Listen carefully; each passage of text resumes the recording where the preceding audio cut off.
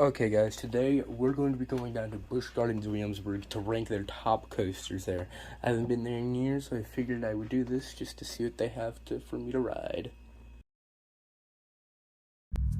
Okay, starting off the list, we have just a starting coaster, not necessarily on the list per se, but it was there. I rode it back when I was a little kid, and it was pretty fun then.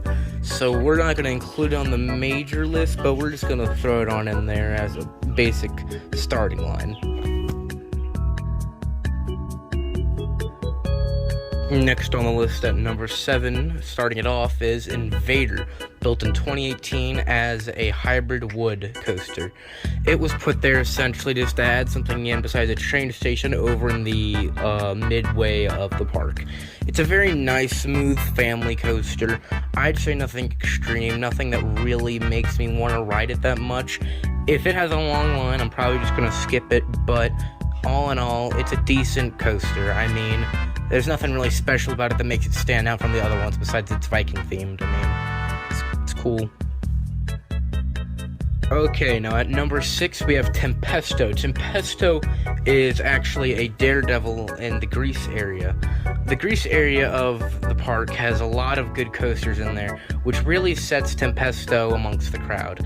Tempesto, though, is a motion-based, very fast, high-speed coaster. Now, it's not the best out of all of them. It's very not big guy friendly because when you go to step into this thing, you have to wiggle to fucking get your knees in order so that you can even sit down if you're like 6 foot, man. It is just a pain to have to sit down in the car. Now, they have good restraints, pretty loose on that one though, because they're strapped, not harnessed. But, I mean, all in all, it's a coaster. It's more speed than Invader, so I put it higher up on the list. Okay, now at number 5 we have the Loch Ness Monster. The Loch Ness Monster was the first coaster built here, and the first coaster in the world, that I know of at least, to have an interlocking loop-de-loop. This just really, it sets this thing apart. It's in the Scotland area, which is dead center of the park. It's over the loch itself. It's overneath. It hovers over the loch. It's just really cool. They picked perfect scenery for the ride. The only thing about it is that it just can't stand up to some of the ones on the in the higher of the list. But it is just a really good coaster, and it's made this park have the reputation that it does with this coaster. It is the brand name of it, in most people's eyes, is the Loch Ness Monster. And now we're in the top 4, and kicking off the top 4 would be the Canadian coaster Alpinegeist. Alpinegeist is obviously located close to the Germany area, but still in Canada. And it is it's one of the dangle coasters, as I call them. That's not the proper term, but you know what? That's what I call them. And it's such a beautiful ride. It's smooth at points. Sometimes it'll toss you around a little bit, but honestly, it's wonderful because this coaster is so long that it'll take you throughout most of the park, giving you nice views and good shots of a lot of the other rides here that this park has to offer. It goes through several tunnels and turns and twists, upside down, whatever you want to name it, man. It's just a wonderful ride to enjoy. It's not that rough on you, and it's just a nice feeling coaster to have at number 4. Okay, now kicking off number 3 would be the Griffin, located in Scotland. Scotland, like prior with the Loch Ness Monster, really good ride. The Griffin takes the fucking cake, man. This shit is so high speed, and it gets you at every turn, man. You go through a little segment of water, it'll get you a little wet. I mean, not drenched, obviously, because, you know, coaster. But it's just really fun, really high speed turns, loops. It's really nice. And at the main drop, it'll just keep you dangling there just for a few seconds, just to scare the piss out of you. And I personally love that, which is why this ride comes in at number 3. And at number 2 is Germany's Verboten. Bolton is a very high-speed, fun German coaster. It takes you all throughout the Black Forest and leads you into a dark, mysterious place where you can't really see jack shit. And this is also one of the only ones in Virginia that has a drop-down floor.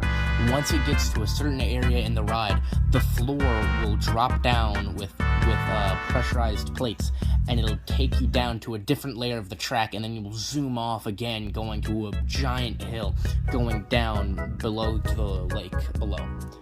And then you go right back up to the station like all coasters. It's really fun, really fast, and it would have been a little bit higher, but the next one really just doesn't. Okay, now finally at number 1 we have Apollo's Chariot. Apollo's Chariot is one of the older rides in this park, but it is so fucking good. Genuinely. It has such big drops and hills and turns, and it's so smooth. It doesn't shake you that much. It is perfect. Now, occasionally the sun will obviously be in your eyes, but it's just so nice of a thing, man, honestly. It's not that long, it's not that short, it's just the perfect amount of coaster. And that's why it deserves its spot at number 1. But we're not done yet. We have one more to talk about that I couldn't put on the list because I don't really have that much of a steady opinion on it yet. And that would be Pantheon. With this little extra credit coaster, I couldn't really put it on the list because I couldn't rank it really. I've only rode it once. I couldn't put it on an actual list of coasters that I've ridden prior, you know.